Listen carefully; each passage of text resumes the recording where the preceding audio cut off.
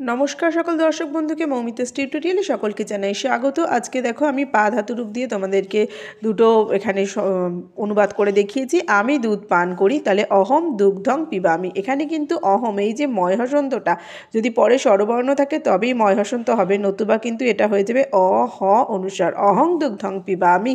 পিবামিটা এখানে উত্তম পুরুষ থেকে হলো। এরপরে দেখো আমরা জল পান করব, তাহলে আমরা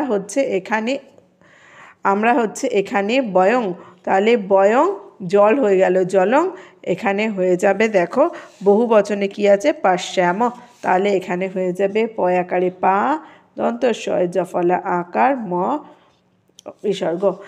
রাম জল পান করেছিল, তাহলে রাম জলং করেছিল, এখানে অতীতকাল বলা হচ্ছে, তাহলে কিন্তু এখানে হয়ে যাবে পিবতি স্ম, পিবতি স্ম।